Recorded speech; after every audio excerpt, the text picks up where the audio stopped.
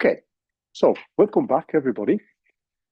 As we discussed yesterday, we started to look at the last many-body method, which is copper cluster theory.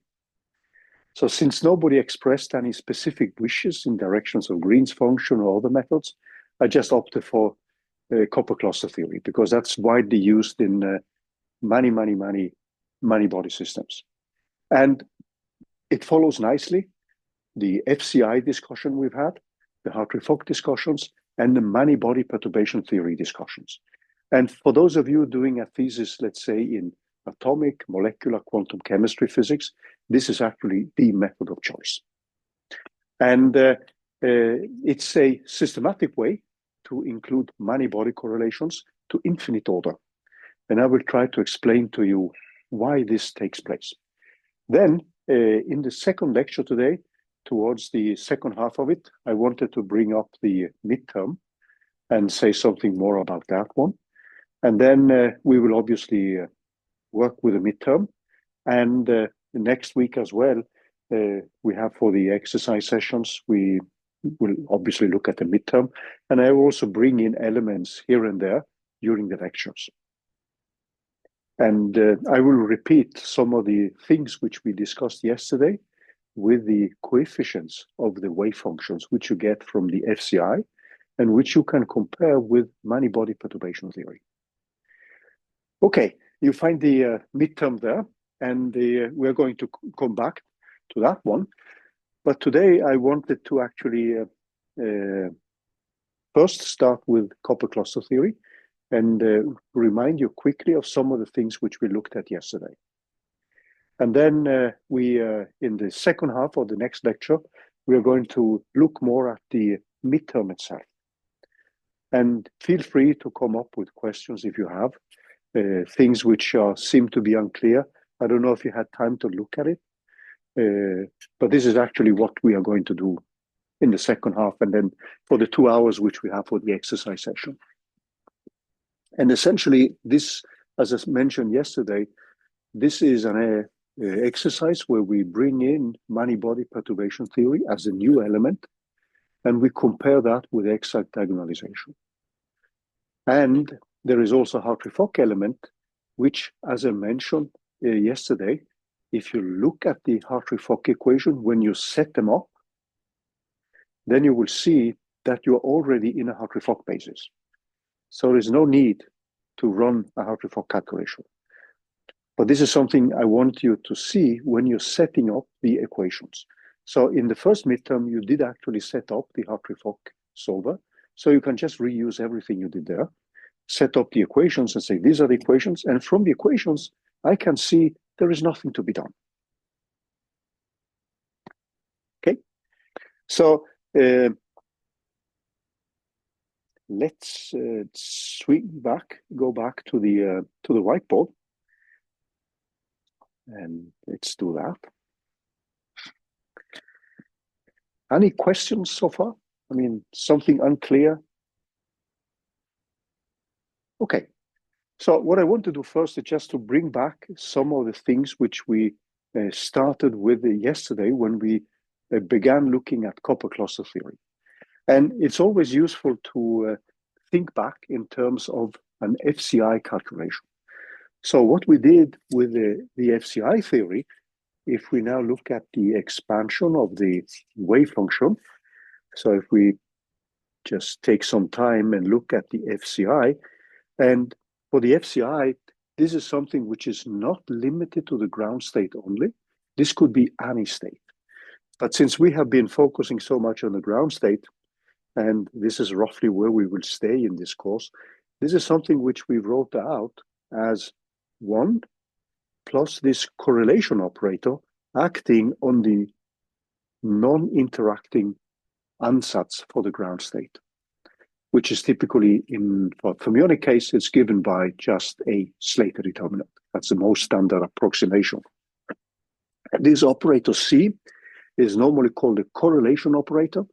And in our case, just to quickly remind you of that, this C is something which now runs over all the particle hole excitations we have.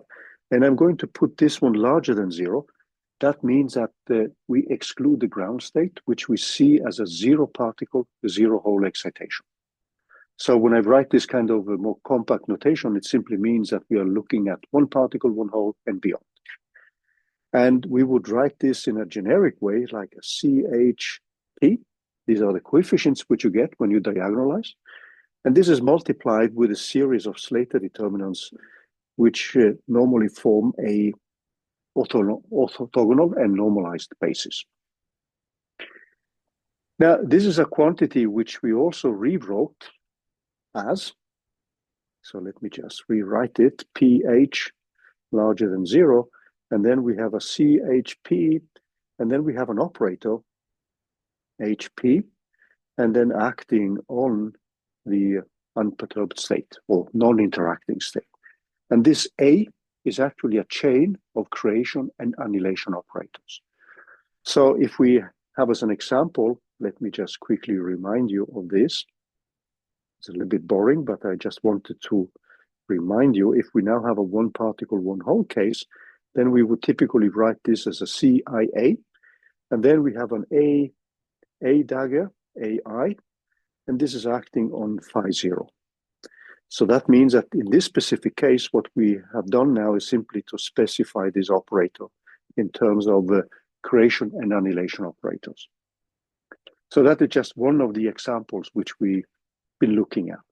Then what we also have looked at is many-body perturbation theory.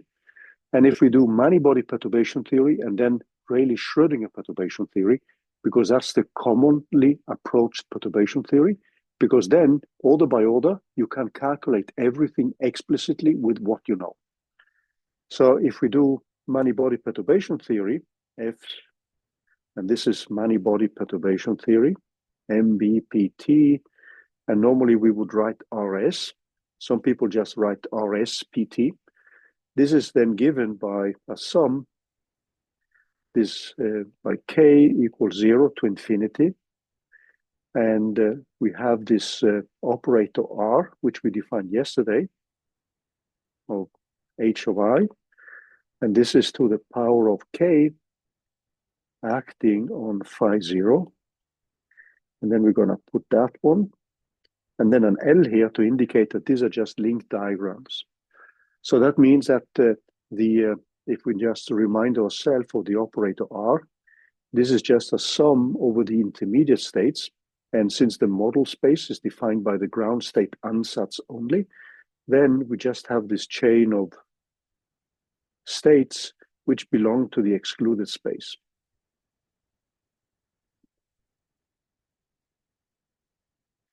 That was that definition. Now, the next thing which we did was to look at copper cluster theory. So when we then do CC theory, and let's quickly remind ourselves of some of these. So in CC theory, what we have defined an operator T, which is a sum of, this corresponds to one particle, one hole excitations, plus a T2, which is a two particle, two hole. And then finally, N particle, N hole excitations.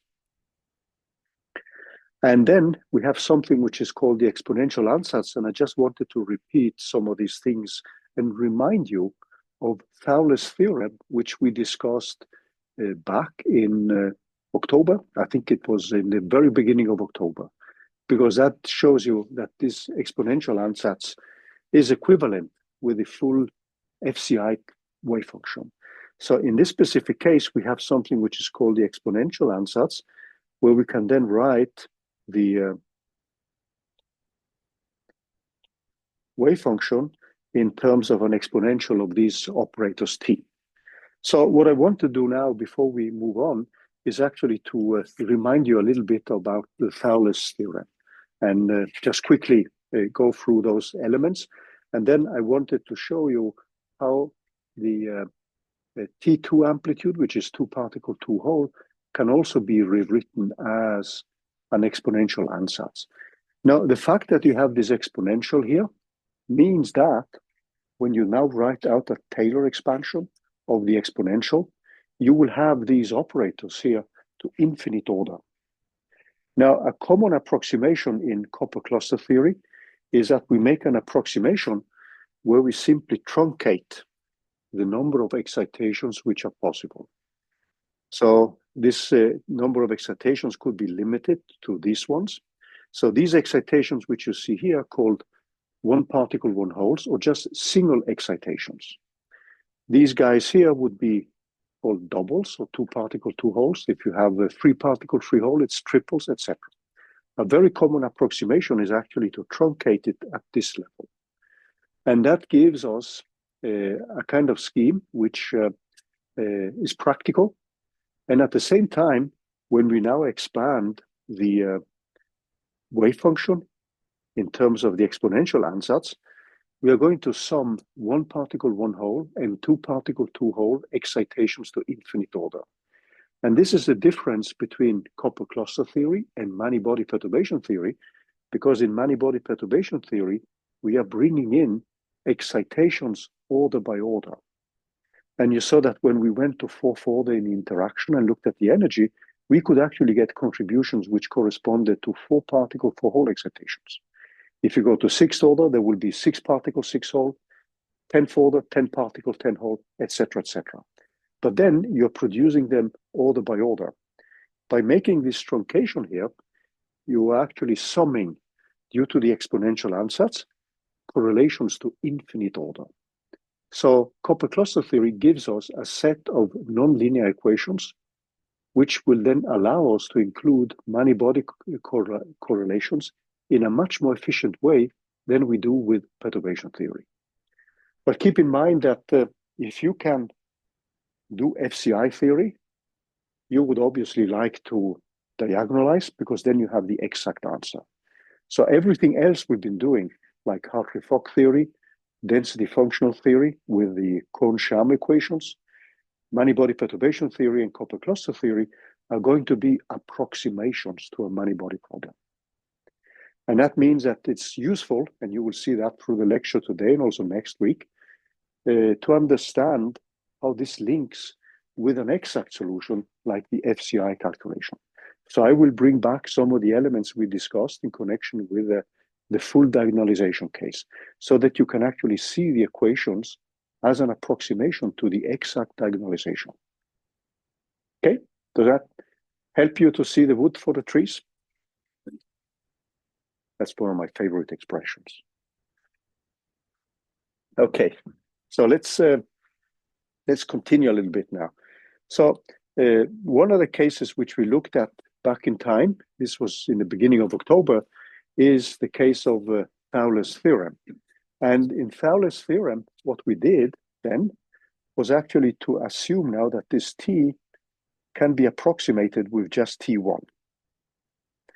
And when we write it out in the kind of machinery which we had for FCI, this was given by the summation here. So this was the FCI approach which we took. This is AI, like that. And this guy is actually acting then on the wave function, but we just treat this, we are going to treat this as an operator. Now, since we are not having the exact ones, we are going to replace this expression here and still treat it as if somebody gave us the exact ones, but we are going to replace the C's. So I will use the C's for FCI calculations and the T's for copper cluster calculations, because they will give you slightly different recipes, but we would formally, we would like to have them to be equal. And actually, if you do an FCI calculation only with T1, only one particle, one hole excitations, then a copper cluster approximation at this level will give you exactly the same as a full diagonalization. So you could say that you ignore all two particle, two hole, three particle, three hole excitations, and you set up a Hamiltonian matrix, which then contains only the ground state ansatz and one particle, one hole excitations. For those of you who will do FCI calculations, this is normally called singles excitations or singles truncation. So let's now assume that this is what we have done, A of AI. Then what we will have then is a Slater determinant, which is defined simply by this exponential of T1 acting on phi 0. So some time ago, what we did then when we rewrote this was actually to prove Fowler's theorem, which then showed that this is actually the kind of equation we get. But let me remind you of some of the calculations which we did. So we are going to have this TI, TAI, AI, and then this is acting on phi 0. So let me bring back my notes, and I think this was back in October, beginning of October.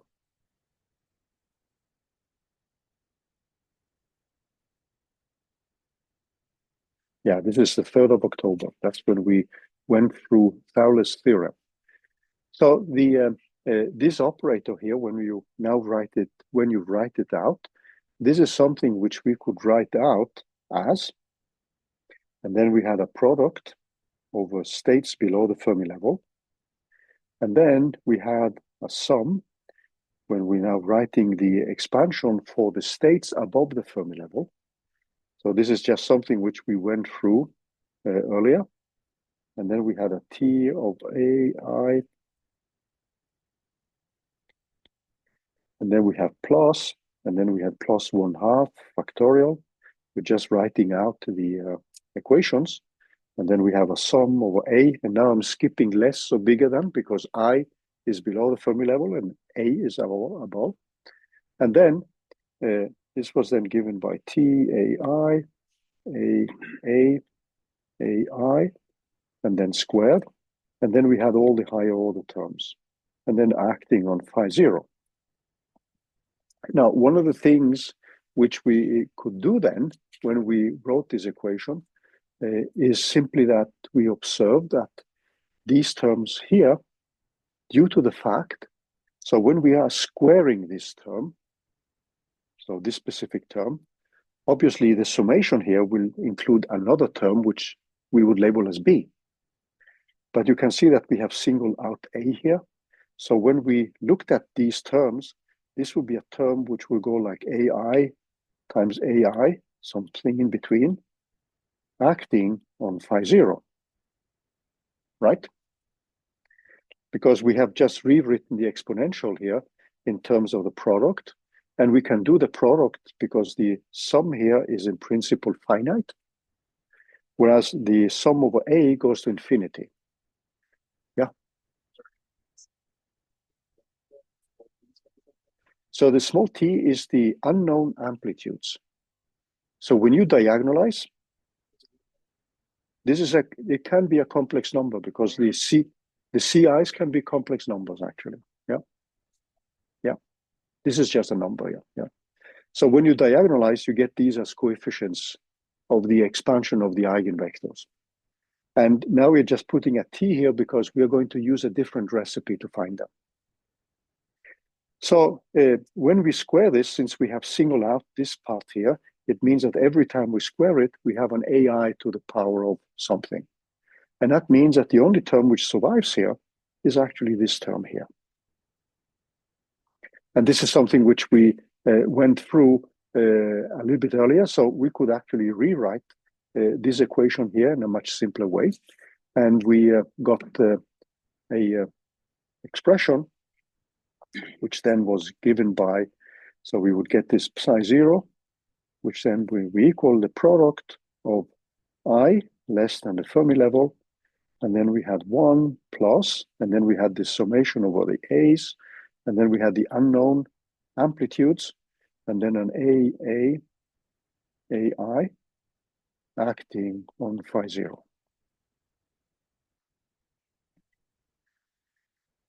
Okay, so why am I doing this? Now, one thing was to remind you guys about the things which we did some time ago with the Fowler's theorem. But the other reason for doing that is that now we could think of a two-particle, two-hole excitation. And you will see that we can also write that one in terms of a similar expression. So let's look at the T2 case. So this is the two-particle, two-hole. If we now look at the two-particle, two-hole state, this is normally something which we would write out as an AA, AB dagger, AJ, AI, of fermions acting with phi 0. And we have labeled this one earlier as a phi IJ of AB. I can do the same exponentiation trick as we had for the particle hole case, because I can single out again a product which runs over, because the operator itself now, this T2 operator, which needs to be anti-symmetrized, because this state here is a two-body fermion operator. So this state here is actually going, this operator is actually going to be given by a sum over AB IJ. And then I have an unknown amplitude, which previously we label as C when we diagonalized, multiplied with AA, AB, AJ, and AI. So this is the way how this operator would look like. Now, if we then think of the more general form here, this is something which we would, in a more compact way, we would label that one as an AIJ and AB.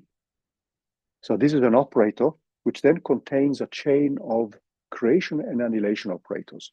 So clearly, if I have a free creation, free annihilation operators, then I would have a three symbols in the subscripts and two in the superscript. So I'm just going to let this one be labeled as an AHP, just to indicate it like that. So what does that mean? It means that I can actually write a general function here. So I could then write a general ansatz with the exponential ansatz, because the exponential ansatz then, I could write it. So this is copper cluster theory, but it's actually the same. It's going to be the same as the exact function I would get from diagonalization. So if I repeat the same trick I did with the one particle, one hole excitation, there will be now a product of all states. So if I have two holes, I can single them out. It would be, in this case, it would be I and J. But now I'm just writing this with a common denominator for H. And then what I would get would be 1 plus, and there will be a sum here over the particle summations. And then I would have this unknown amplitudes, THP, multiplied with AHP here. And this is then acting on the state phi 0. And this is simply because these guys, when I square them, and now keep in mind that when I square them, like this one, this is going to give us, when it acts on phi 0, that is going to give us 0. So that means that the A of H of P with N acting on phi 0 is equal to 0 when N is larger than 1. So keep in mind that what I did to arrive at this equation here was simply to rewrite the part over the hole states as a product here. And we went through that when we derived the Thouless theorem. So that means that in principle, we have this infinite sum. But since the i's here will always appear squared or to higher power, they will be acting on the state here. And due to the fermion contraction rules, this will always be 0. Because we have removed a state and then we want to remove it again. And that gives us 0. And that is the same thing which happens here, because my general state then is actually given by an exponential in terms of a general particle hole operator. And each one of these, whether it's a 2-particle, 2-hole, or 3-particle, 3-hole, etc., is going to give me 0 when I square it. So that means that we can actually write out the wave function ansatz, CC, in terms of this more general operator, which in principle could contain everything. So that's the exponential ansatz.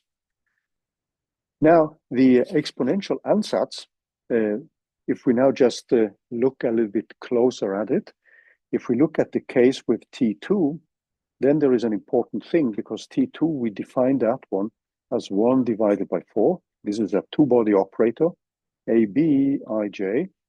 And then we have these unknown coefficients, which we need a recipe to find. And then this is multiplied with AA.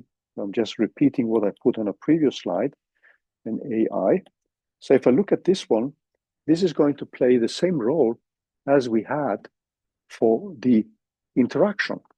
So when you looked at a two-body operator, if this is a fermionic operator, it means that these amplitudes have to represent specific elements. I'm going to show you what kind of ansatz you can use. So these have to obey the same rules as we had with the interaction. So that changes sign. It has to be equal to minus Tij BA, and this is equal to Tji of BA. So just think back of the interaction when we had something like this, anti-symmetrized, that was equal to AB V minus Ji, anti-symmetrized, etc. So I'm not repeating everything. Now, when we did many-body perturbation theory to second order, MBP2 to second order, and looked at two-particle, two-hole excitations for the two-particle, two-hole contribution, then what we found is that this Tij of AB was given by the interaction element, Vij, anti-symmetrized, divided by epsilon I plus epsilon J minus epsilon A minus epsilon B. So you will see now that when we are going to do copper cluster theory, the practical equations are going to be coupled nonlinear equations in terms of these coefficients. So when you want to start a solver like that for nonlinear equations, it's common to start with a guess. You can obviously put random values, but one guess which will bring you closer to the answer in few iterations is actually to use second order perturbation theory as a guess. And then you start with that as a guess. The convergence is much more rapid. So the code which I'm going to give you next week, which actually solves project 2, but for copper cluster theory, is a code which then you can play around with different starting values for these coefficients, and then see which one gives the best result. And you will see that if you do something more meaningful than a random guess, the number of iterations you need is much, much smaller. Okay, so this is just to link things a little bit. In some few moments, I'm going to actually spell out again the boring exercise we did when we set up the Hamiltonian matrix, when we multiplied from the left with phi 0, one particle, one hole, two particle, two hole states, and then we got a set of nonlinear equations, which actually looks unwieldy. But then with copper cluster theory, we're going to make an approximation. So the steps which I'm going to give you now are meant as well, one in one direction to show you the equations we have to program and solve, and then the link with the full configuration interaction theory, which in principle, if we can diagonalize, should give us the exact answer. So we have this T2. This factor here is normally written like a 1 over 2 factorial squared, because it's going to take into account all the permutations I can make when I have a two-body operator. Then, if you want to look at the T3, I'm just going to set it up. This is going to get more complicated. So that is going to give us 3 factorial squared. And then we will have an A, B, C, I, J, K. And then I have a T, I, J, K, A, B, C. And then we have the operator, which is an AA dagger, AB, AC, and then I have an AK, AJ, and AI. And that's also acting on the state. So in general, if I want to have on one side CC theory and on the other FCI, these two wave functions should be the same, but they will look different order by order.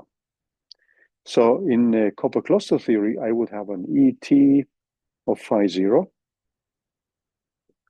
And in the full interaction configuration theory, I would have a sum over particle hole excitations. That's just one way to reorder the Slater determinants.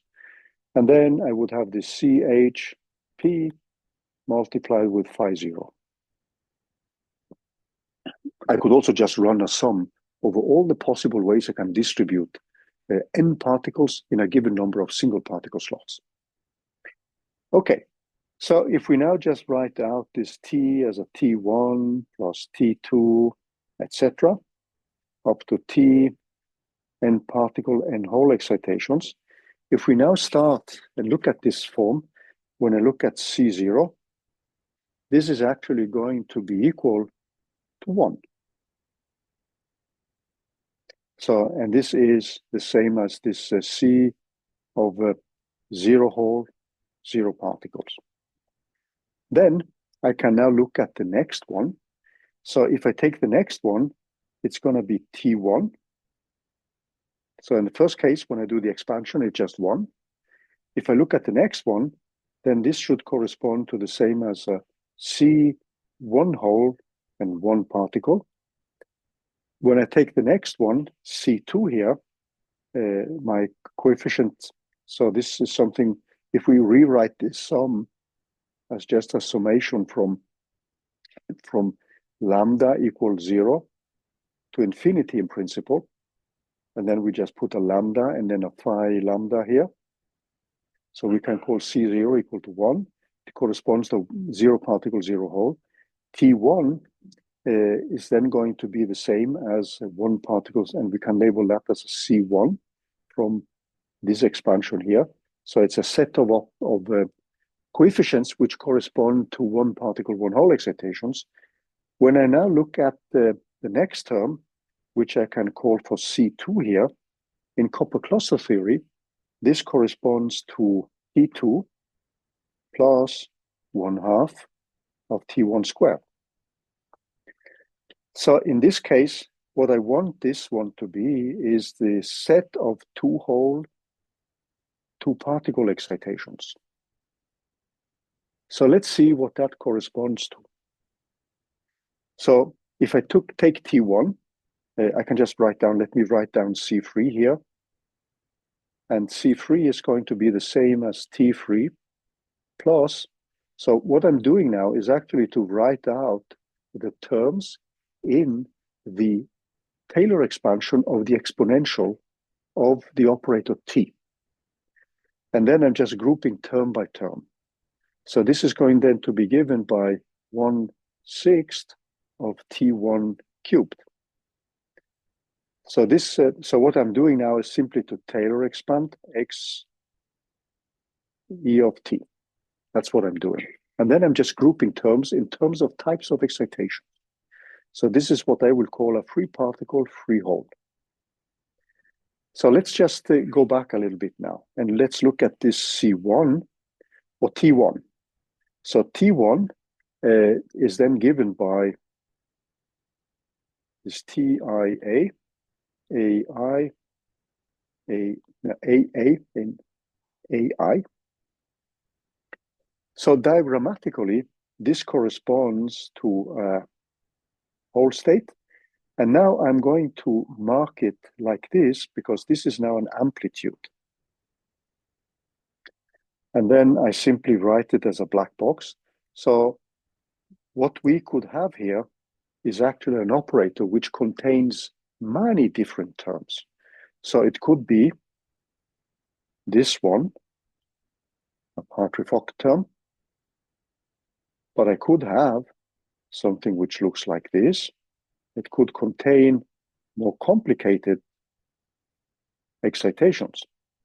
So this would be a 2 particle, 1 hole excitation, and this could just move on. So because every time I'm going to solve these equations, I'm going to add more and more complicated correlations to them. So yesterday when we wrote this bar here, that was simply to indicate that it could be something to first order, but it could also, because you're going to do this iteratively, you will then accumulate contributions in many-body physics. If you think in terms of many-body perturbation theory, when you do perturbation theory, you do this in a slavish manual way, almost, and you add term by term, order by order. But now you're in copper cluster theory, when you solve this iteratively, you're actually going to generate contributions to infinite order due to the exponential ansatz. So this amplitude is now marked like this.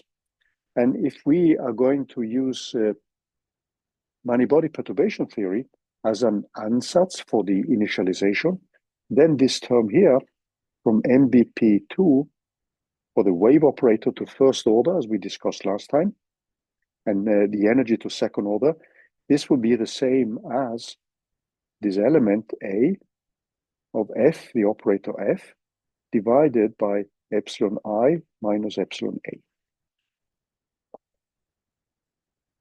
And that would correspond to here what we call the Hartree-Fock potential. So when you solve the equations, you often start with a guess, and then it's pretty common to actually use the Hartree-Fock guess. And you will see in the second midterm that these terms, due to the interaction, they are exactly equal to 0. That's what Norway used to get before when they tried to qualify for the World Cup.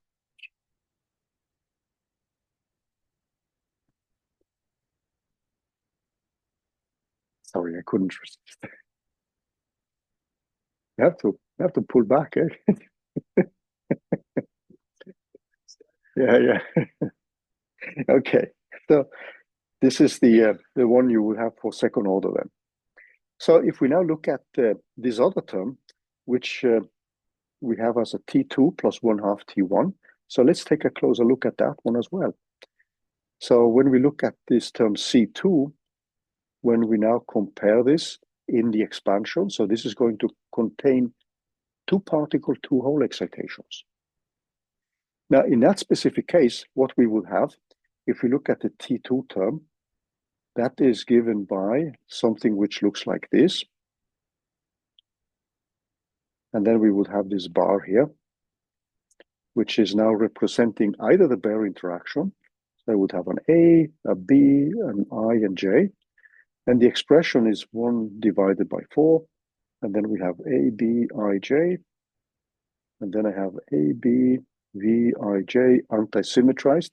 And I skip this anti-symmetrization sign.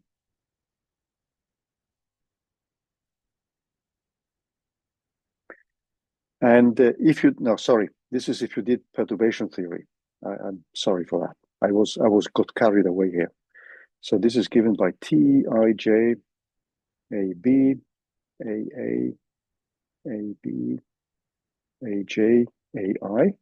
And then what we have is that this term, which you see here, is now going to correspond to this diagram, which you see here.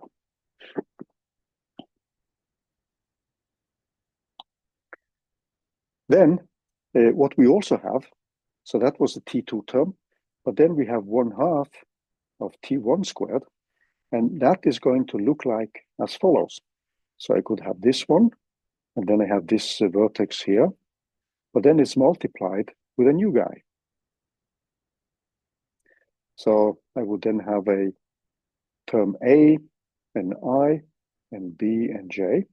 So when I then calculate the expectation value of the energy, I would get something like this for the energy. I could get this term.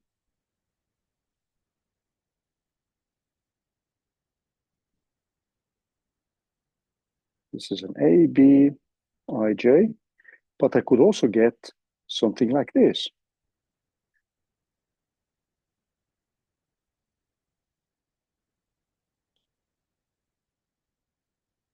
And you see now with these terms here, I already have a term which could be a term to third order in the interaction in case these lines here, if they are given by just the Hartree-Fock potential.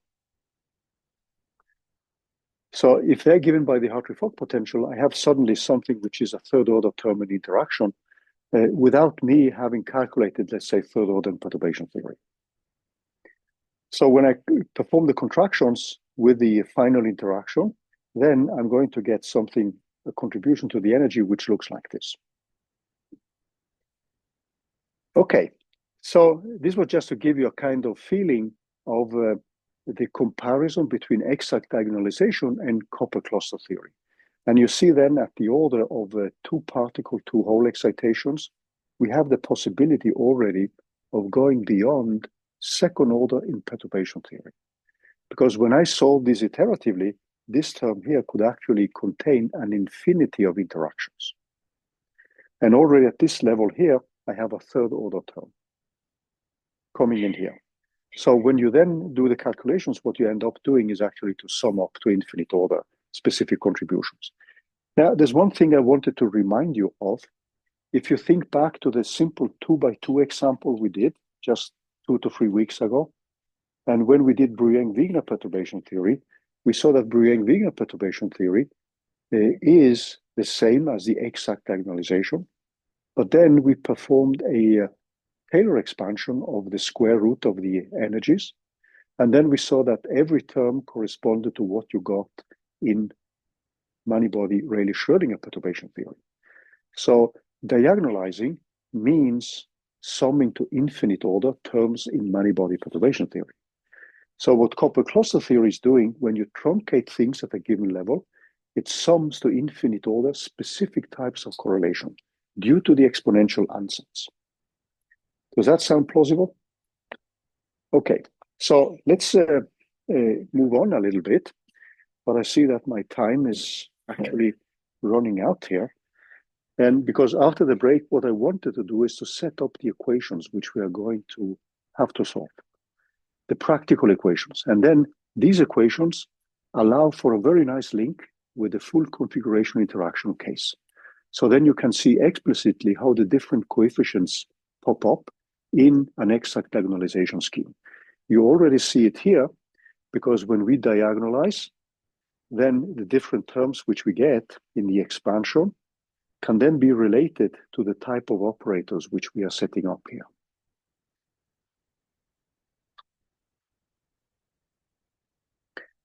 Okay, let's see, we are getting close to the hour. So let's just stop a little bit now and then take a small break, 15 minutes, if that's okay. So what I wanted to do now in the first part of the lecture is try to wrap up this discussion about the basic equations for copper cluster theory. And then next week, we are going to derive the full equations.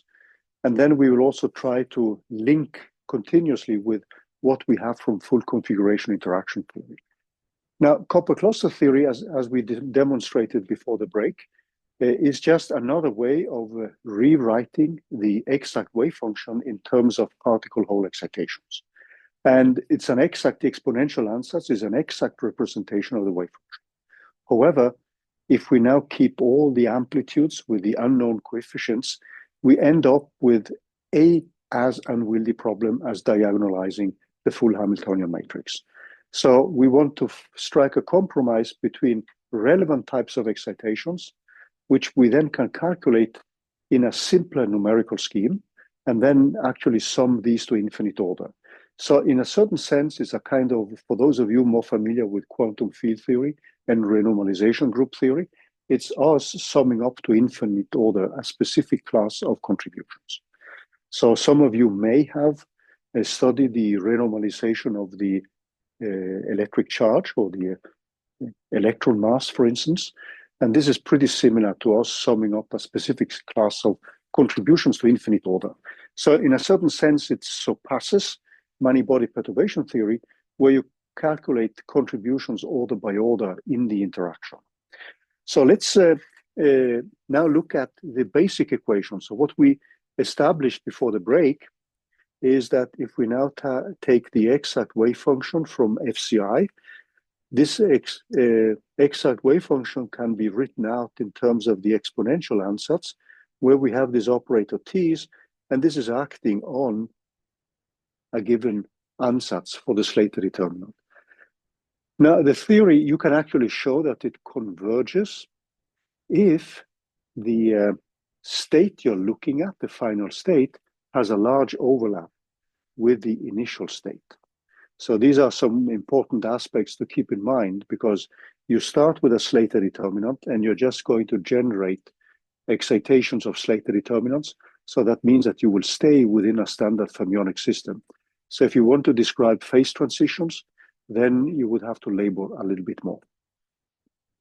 Okay, so what we want now is simply to take the Hamiltonian, and we're going to put a subscript here, CC, and later I'm going to drop the subscript, because at a certain point you are fed up of subscripts. So, but in the beginning, we are going to look at the eigenvalue problem. So we are going to look at this ansatz which we have now, and this is obviously going to be equal to the ground state. So now we will focus on the ground state. So copper cluster theory is a theory which is often tailored to studying the lowest lying state with a given symmetry. You can get excited states, but it's a little bit more laborious. Now, in our case, what this means, if we now look at this expression, we can write this in a more compact way, like this. So what we have then is actually H acting on this E of t on phi 0. And this is equal to E0 ET multiplied with phi 0. So the problem which we are going to minimize is the following. So you can actually look at this function, which comes now as the cost function you're going to optimize. So it's a minimization problem. And we are going to minimize with respect to these amplitudes. These are complex numbers.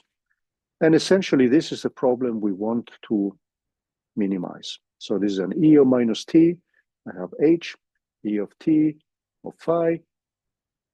And then if I look at the denominator, I would actually have this psi c, which I can then replace the E of minus t times E of t.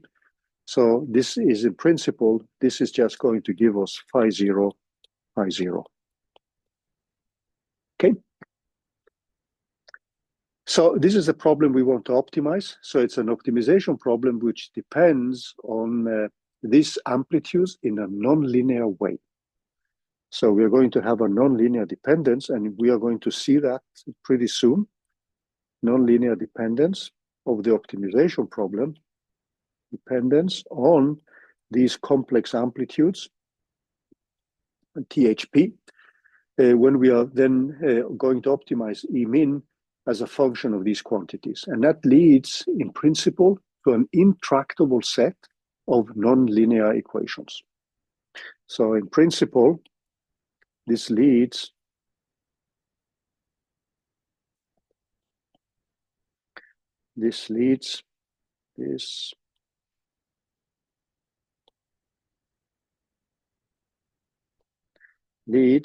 to an intractable, if I don't make truncations, intractable set of, and let's wait a little bit so people get time to write, it leads to an intractable set of nonlinear equations. Now, the way we are going to deal with this now is something which mimics a little bit the calculation of the correlation energy when we did the FCI calculations. So let's just wait a little bit so everybody has had time to write down here. So an intractable set of nonlinear equations.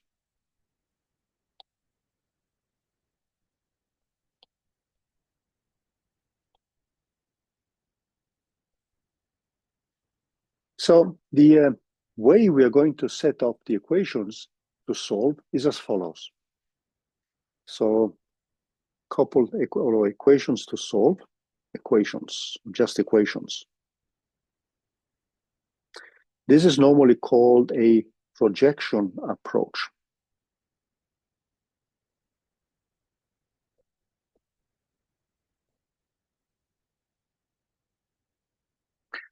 So what we are going to look at now, so if you look at the problem which we had, so we have H, the Hamiltonian, acting on this state given by the exponential ansatz.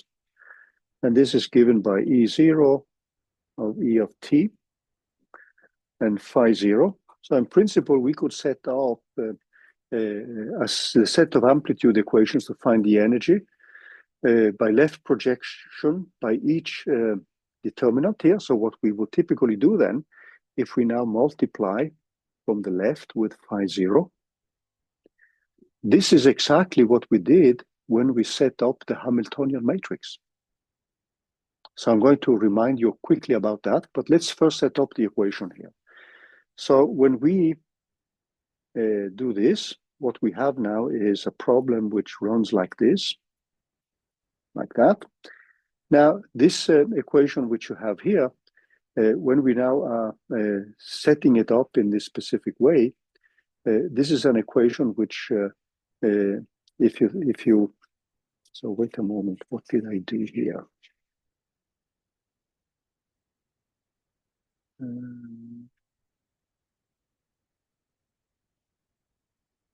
There's something which I did wrong. Oh yeah, no, sorry, let me just give you the intermediate steps here. Because this is equal to E0, so when I multiply phi 0 with psi 0, which is what we had here, so this is psi 0, then we have assumed that we have intermediate normalization, which is set to equal to be 1. So that means that we have one equation, and if you now think back, so let me do an intermediate step here, think back to FCI. When we set up the Hamiltonian matrix, the first row was us multiplying from the left with phi 0. So what we did then was to take phi 0,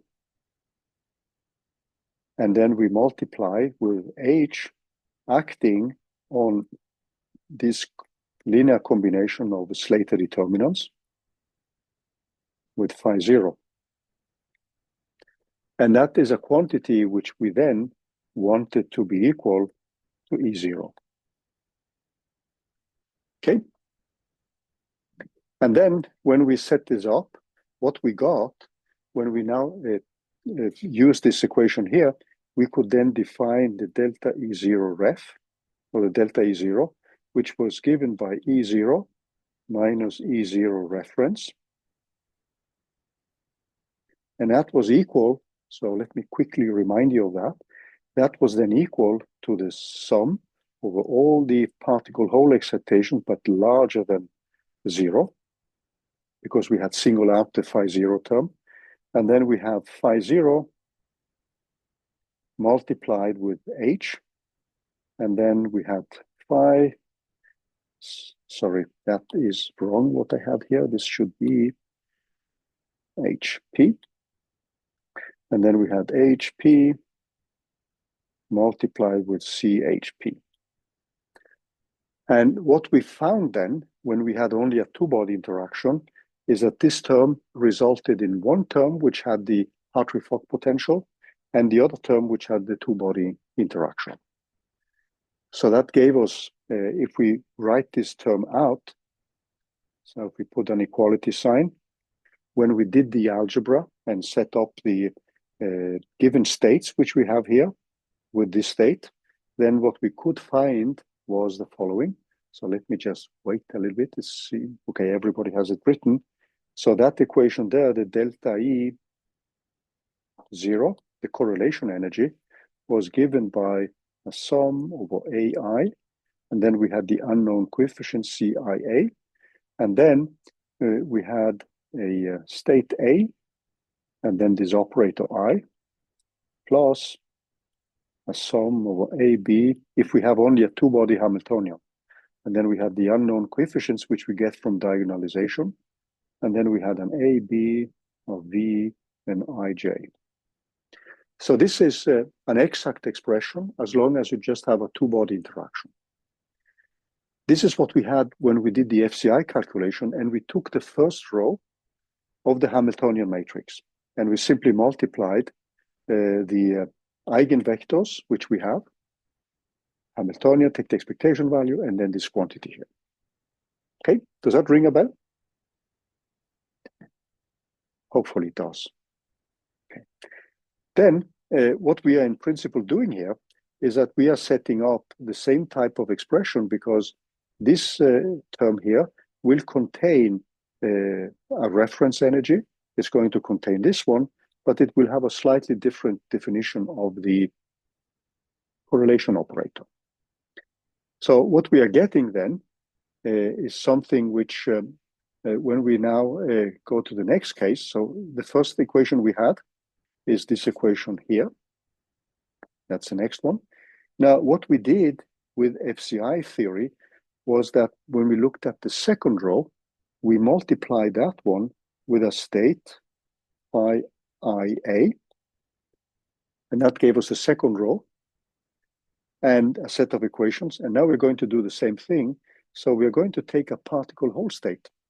And if we take a particle whole state, phi IA, so it's exactly the same what we did, but now we're going to multiply this with Hamiltonian and then ET of phi 0.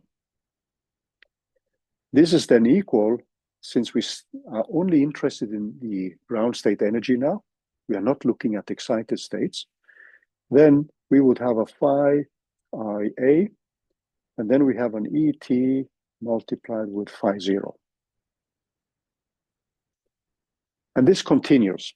So if I now do a truncated copper cluster equation, so for a truncated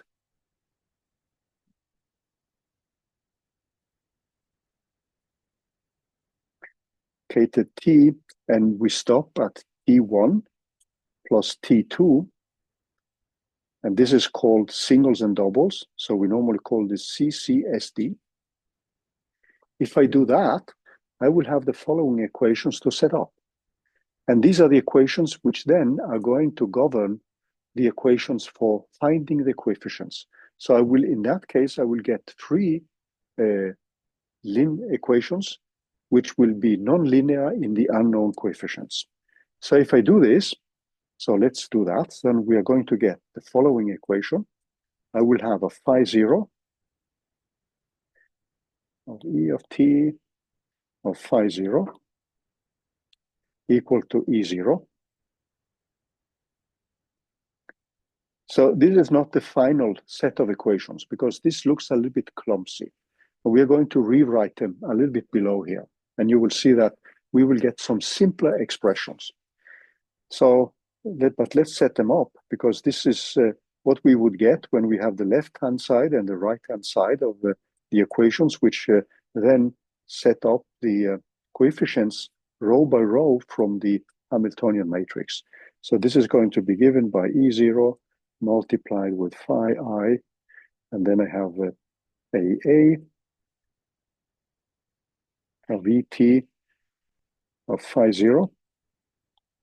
And finally, I have the last one, because now I'm only looking at the excitations up to the level of 2-particle 2-hole. So these are the only states which I'm considering. And then I will get H, E of t, phi 0. And this is going to be equal E0 of phi ij. So at the moment, it actually looks a little bit more complicated than we would like, but we are going to make some new definitions here. So if you think back to the Hamiltonian, which is now given in terms of the normal ordered Hamiltonian with respect to a given vacuum, this is given in terms of the operator Fn plus the operator V of n. And I'm simply going to call this for H of n, which is now the normal order part of the operator without the reference energy. Now, the reference energy gives just a constant, so we don't need to think much about that one. And if I now plug these in here, if I take these expressions, which you have here, and I plug that in here, and I plug it in here and here, and then also, if I take now the projected Hamiltonian, if I take E minus t multiplied with H of E of t and phi 0. We know that that one is actually going to be equal to E0 times phi 0. Because originally what I had was E of t times phi 0. And I'm assuming that E of minus t times t is equal to 1. No, sorry, not psi. Not phi, but psi. No, sorry, I had that one originally. Because that was the original state, psi 0. And when I multiply with E minus t from both sides, I'm just getting phi 0. That means that when I set it up then, I can then define delta E 0, which is given by E0 minus the E0 ref. And now I'm multiplying by phi 0 from the left-hand side. So this is the same as phi 0 times E of minus t times E of t times phi 0.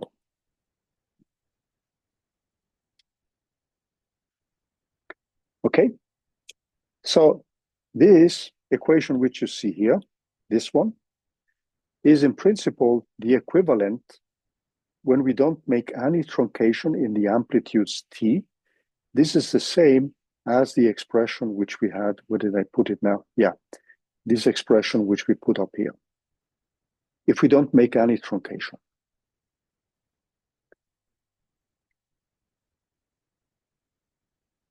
So when we now plug in for the next equations, what we are going to do is to look at the following projection. So this equation here is going to be the first equation, which we want to solve. And then we have the next equation, which is going to be phi IA multiplied with this E minus t. So I'm now just taking this expression here, and I multiply from the left with phi of IA. And then I would have an H of n. And you will see that the E0 term actually disappears because the E0 term reference, this term which we had here, if you look back at the Hamiltonian, when we're now plugging in the Hamiltonian, there is a term like this. And that term disappears because if I plug this constant in here, then what I have is that that is just a constant. I can pull it out. I multiply with E minus t, which takes away that one. And then I have phi 0 multiplied either with this one or that one, which has to be equal to 0. So that means that I can actually write the second equation, which we had previously, as this equation of phi 0. And this has to be equal to 0. So that's the next equation I'm going to solve. Then I have the final equation here. If I stop at the level of two particle, two hole excitations. And then I get an E minus t. I have this H of n, E of t, and phi 0. And that is going to be equal to 0. So these are the three basic equations we have to solve if we now stop at the level of two particle, two hole excitations. So the last thing I want to do before we actually look at the equations which we are going to solve, because we will take that next week, because I wanted to use them 20 minutes to just discuss the second midterm.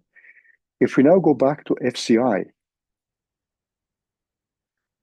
what we did then was to set up the Hamiltonian matrix where we had 0p, 0h, and then we had 1p, 1h, 2p, 2h, etc., up to n particle, n hole excitations.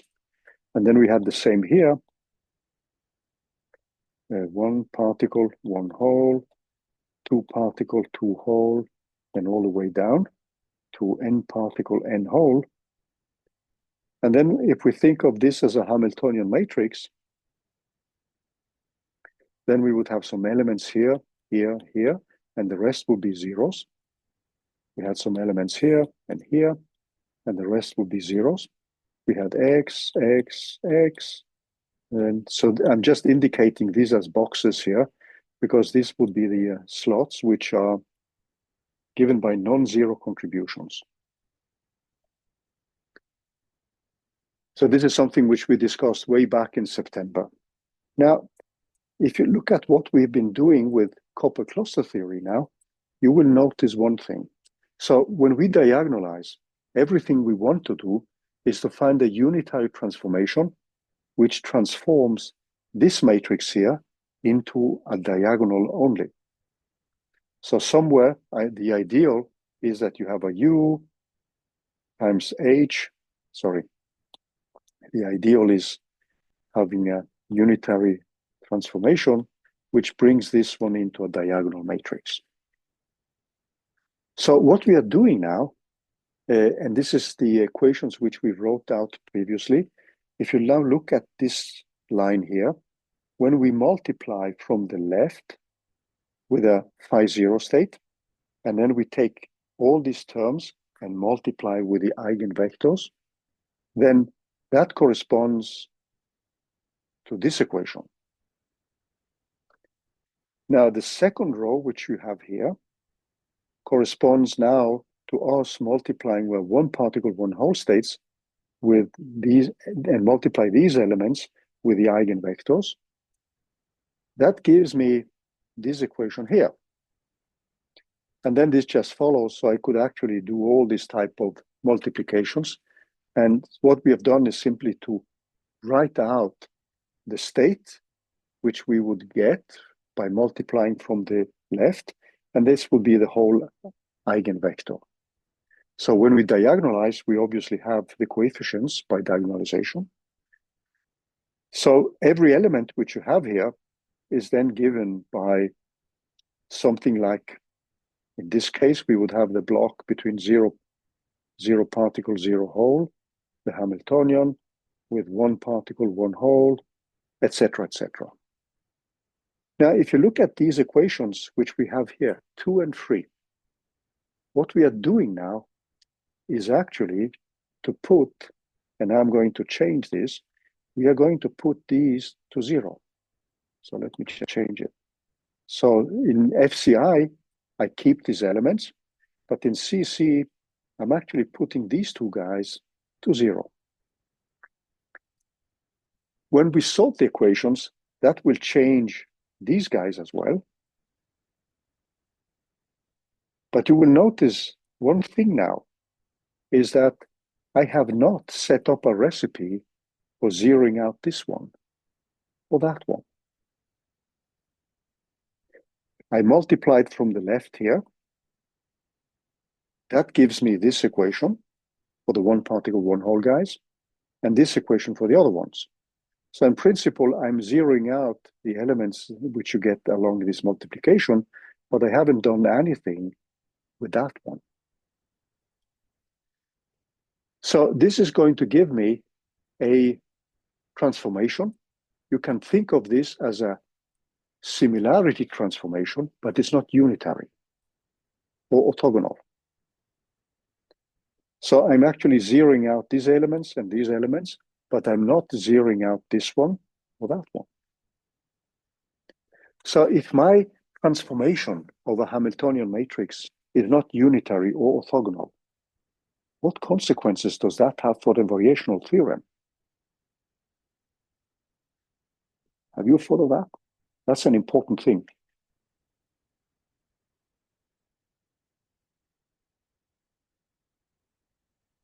So if my transformation is not unitary / orthogonal, have you thought of what kind of consequences that can have for the variational theorem? Maybe I should give that as an exercise. Your approach is no longer variational. So you have no guarantee that you will converge from below or above. So the variational theorem simply states that you will always converge from above. So when we applied Hartree-Fock theory, that was fully variational. That means that the Hartree-Fock energy we got, if we didn't have the exact wave function, was always an energy above the exact one. So when you diagonalize and you have a unitary orthogonal transformation, you will always obey the variational principle. Copper cluster theory is in principle non-variational. We can make it variational, but that is going to come at the expense of much more complicated equations. And the reason for why this is, so we violate the variational principle, but in most practical cases, you get reasonable results.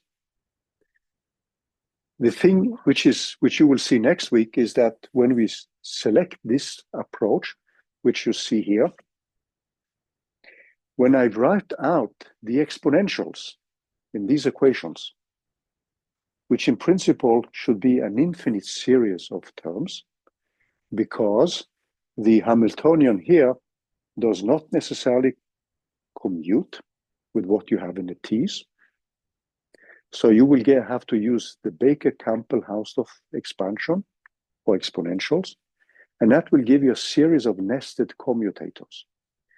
Now, what you will see next week is that this series of nested commutators truncates at a given order due to the type of many-body Hamiltonian you have. If you want to make your theory variational and unitary, this transformation to be unitary, then you will get an infinite series of nested commutators. So you are going to get a practical set of equations which can be solved on the computer. But the price you pay is that your theory is not variational. This is the case also for many-body perturbation theory. Many-body perturbation theory has a similar set of projections, and it's also non-variational. But it gives a practical recipe. This, when I say many-body perturbation theory, that is Rayleigh-Schrödinger perturbation theory. Bruyère-Wigner perturbation theory is fully variational, on the other hand. But we're always looking after a practical recipe which allows us to calculate. Okay, so that was a kind of digression. What I wanted to do now, if you don't mind, is to say a little bit about the project, or not the project, the midterm. So in the, I'm going to bring up the text file for the midterm. So let me just do that, and then I will guide you a little bit through that. So let's just do that, exercises.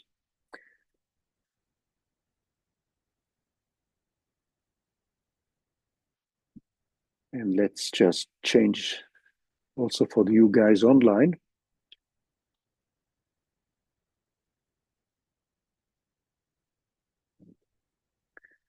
So I just wanted to step you through some of the things here. And in this particular case, the Hamiltonian is the famous pairing Hamiltonian. And it's a kind of Lipkin lookalike, but it's just a ladder which is inverted. So we are going to deal with this Hamiltonian. This Hamiltonian has some properties which you, actually the first exercise here is a little bit boring because it deals with finding specific symmetries. So the Hamiltonian is going to commute with a number operator, and it's going to, you can actually rewrite this two-body Hamiltonian in terms of just pairs. And we are going to look at a system where we only allow for no pairs being broken. So I can obviously break a pair, but if you look at the Hamiltonian here, this is a Hamiltonian which only acts on paired states. So if I'm trying to look at a transition from a state where I have broken all pairs, then that Hamiltonian will not act in that expectation value. So if I take an expectation value between this state and itself with that two-body operator, that is going to give you 0.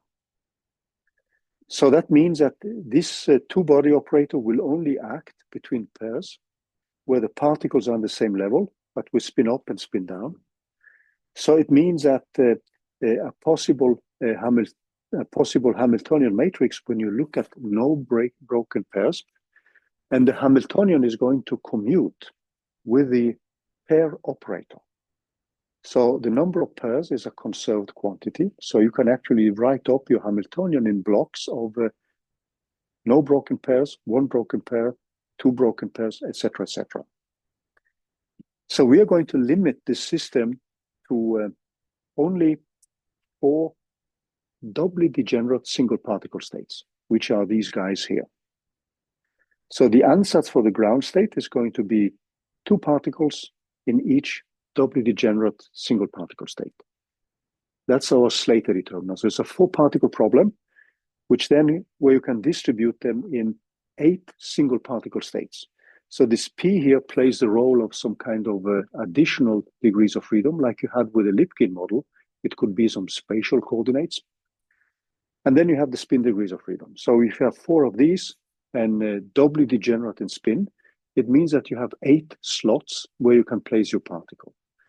So the binomial factor which you would have when you do the combinatorics of 8 and 4 particles should give you in total 70 states. So if you set up the Hamiltonian matrix without thinking about any symmetries, your Hamiltonian matrix would be a 70 by 70. However, you have specific symmetries. So the total spin is conserved. And in this case, since all the particles are filled up with spin up and spin down, the total spin has to be 0. If I break a pair, like if I look at this guy here, that could have spin 0, but it could also be a state which has been promoted up here, and then it could have total spin +1, for instance. So the Hamiltonian will break down into blocks of spins, because that is conserved, blocks of number of pairs, because it breaks as a Hamiltonian which changes when you break a pair. So, and the number of pairs is a conserved quantity. So you will have a block with 0 spin, total 0 spin, and no broken pairs.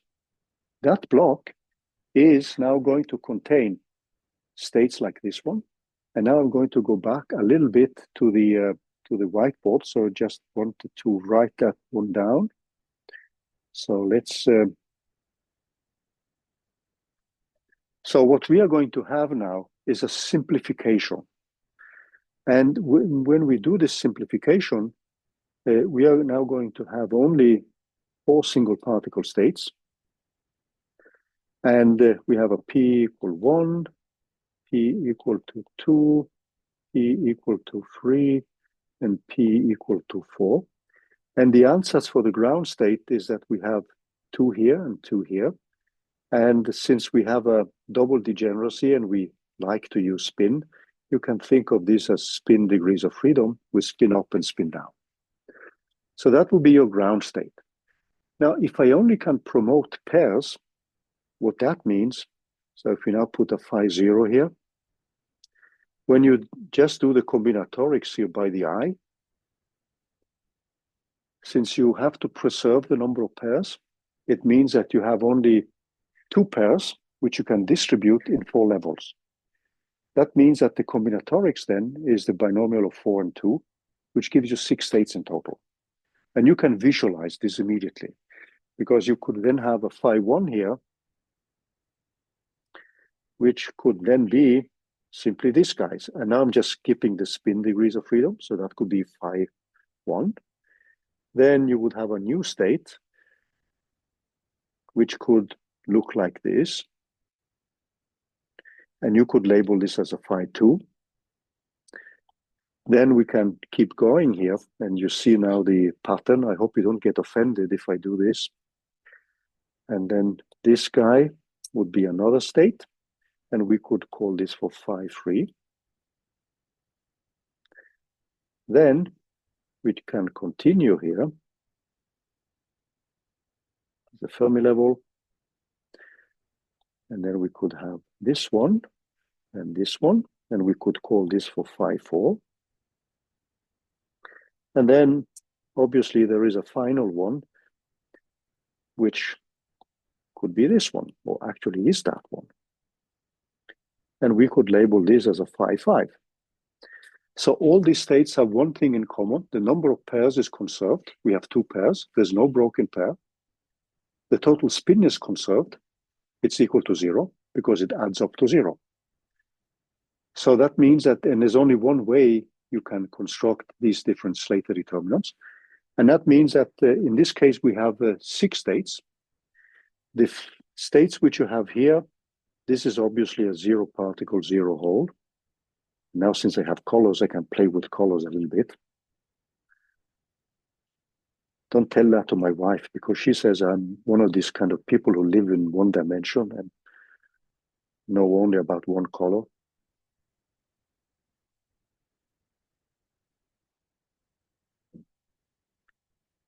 She actually says I know about just one more thing. So when I don't do physics, I watch soccer, football.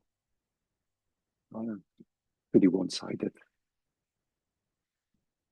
Okay. So that's the system. And that obviously leads to a Hamiltonian matrix, which is going to be a 6 by 6 Hamiltonian matrix.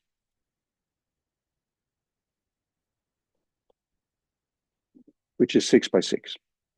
So in the exercise, you have to show some symmetries, some commutation relations. It's not the most exciting part, but that will also allow you to set up the Hamiltonian matrix, which you then can diagonalize exactly. So in one of the exercises, you can then make an approximation. So those of you, and I think that some of you will actually look at FCI calculations, you can then make a diagonalization without this state. And then you will see that if the interaction is weak, normally the absence of this state plays a minor role. But if the interactions become stronger, you will see that this one, when you diagonalize the exact case with all states, will normally play a larger role. Now, when you then compare with many-body perturbation theory and the wave operator, because when you diagonalize, you're going to get the coefficients which represent all these states. So when you diagonalize, let me just set up. Suppose now you could diagonalize and you have the exact ground state. When you diagonalize, you will get something like this. Plus C1, phi 1, plus, and this goes up all the way up to C5 times phi 5. Now, in the case where you diagonalize and you leave out this one, then you can make a direct comparison, which is simpler with many-body perturbation theory. Because then you can do many-body perturbation theory to first order in the wave operator, and this is what we want you to look at. So one of the things you can do in many-body perturbation theory is actually to take the ground state, but then to many-body perturbation theory in first order. And yesterday we discussed these terms.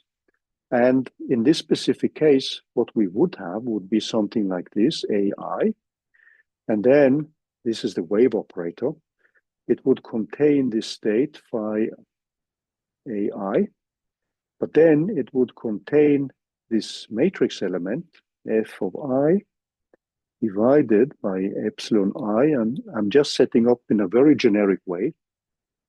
And then I would get the next one, which would be 1 over 4 of AB ij, and then I would have the state ij, AB, and then I have the two-body matrix element, ij, and in our case, this matrix element is very simple.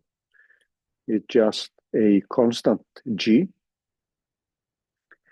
Now, what you have in this specific case is that if you look at this expansion you have, this is obviously the two-particle, two-hole case, and this is the one-particle, one-hole case. Now, since we are looking at the Hamiltonian, which only connects pairs, in this midterm, this term is 0. Okay? So that makes life easier. So what you would need to do then, when you diagonalize, you have made an ordering of the Slater determinants. And you know that the phi 1 could, for instance, be the specific Slater determinant, which we have here. And you get from the diagonalization, you can read off these coefficients, but then you would go into the many-body perturbation theory term and you would say, okay, phi 1 has this expression. How does that compare with what I get from diagonalization? So that's one of the exercises, okay? So you need to, I don't think we don't ask you to do this to second order because that would give many more terms. But we are just going to look at the first order approximation. And again, what you will see is that this ratio is the ratio which is ideal for perturbation theory. It's going to give a decent approximation. When you increase the strength of the interaction, this will not give a decent approximation. So you can then, by diagonalizing exactly, you can then start comparing with many-body perturbation theory. So if you leave out the term, which you have here, this term, if you diagonalize only with the two-particle, two-hole states and the ground state, then many-body perturbation theory to second order can do a decent job. But it depends on the strength of the interaction. Now, if you look at this guy, this is something which requires many-body perturbation theory terms to fourth order. So let's go back to the exercise, and this is the last thing I wanted to show. So let's just go back to that one. So if you scroll down a little bit, there are some questions here. These are terms to third order. And when you look at the diagrams here, there are only very few ones which allow the pairing operator to act on them. Because if you have two particles coming in, there should be either two holes or two particles coming out. And if you look at many of these terms here, if you take, for instance, this term, which you see here, this is a one particle, one hole excitation. And that is automagically equal to 0. So many of these terms here, you can actually look at them and you can say, hey, I don't need to calculate this one because my Hamiltonian says that I cannot have one particle, one hole excitations. But you would have to be careful with this guy because you have two holes coming in and two holes going out. Here you have a one particle and a one hole.